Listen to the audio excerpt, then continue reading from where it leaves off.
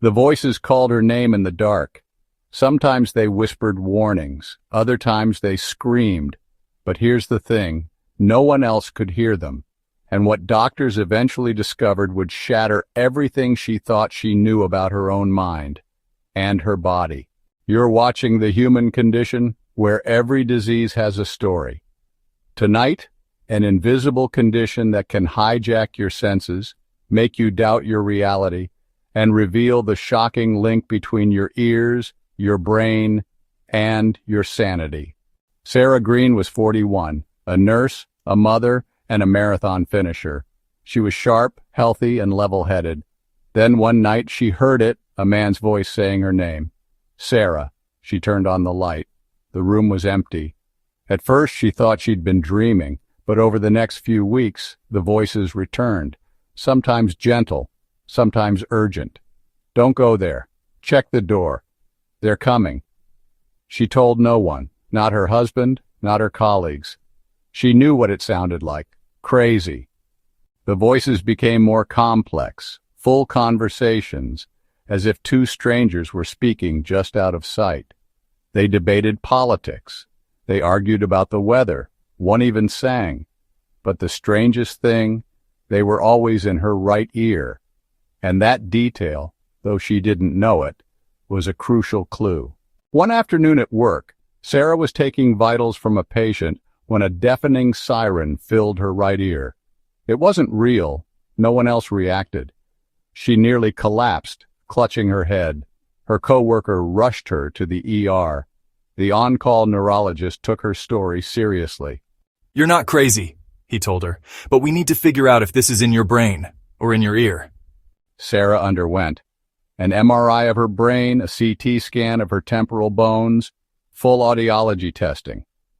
The results were baffling. Her brain looked normal. No tumors, no lesions, no signs of schizophrenia or other psychiatric disorders. But the audiologist noticed something odd. Sarah's right ear had significant hearing loss in high frequencies.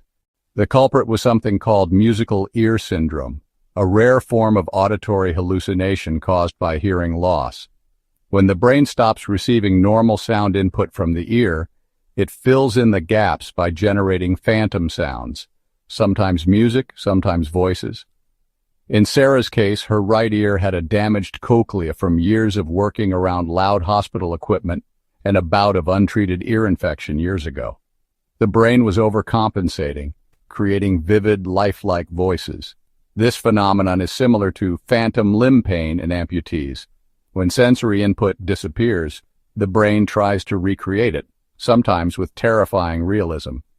Auditory hallucinations can be caused by hearing loss, brain injury, epilepsy, stroke, mental illness, or even certain medications.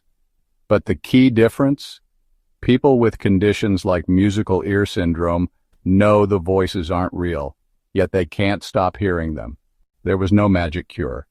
Sarah's doctors fitted her with a high-quality hearing aid in her right ear, which restored some missing input. The voices faded, but never fully disappeared. Now, they were softer, rarer. Some days she could go without hearing them at all.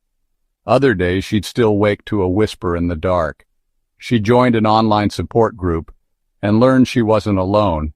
Musicians, veterans, retirees, all hearing phantom sounds their brains invented.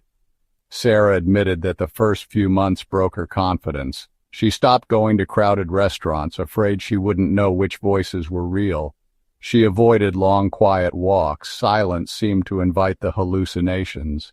But she also found an odd comfort in naming her phantom companions. The humming voice became the singer. The political debaters became the roommates. They were no longer faceless terrors. They were quirks of her own brain. Before all this, Sarah thought of silence as peaceful. Now she knew. Silence could be dangerous. When the world went quiet for her right ear, her brain had stepped in to fill the void, and it had chosen voices. Her story isn't about madness. It's about the power and the flaws of the human brain. Sarah thought she was losing her mind. Instead, she learned her brain was doing exactly what it was designed to do, fill in sensory gaps. Her story is a reminder, not all hallucinations are mental illness. Some are born from silence. And sometimes, the mind's most haunting tricks come from its most creative survival instincts. Next on the human condition. When the smell of toast means a storm in your brain, the strange aura of temporal lobe epilepsy. Subscribe, because sometimes your brain's greatest illusion is your reality.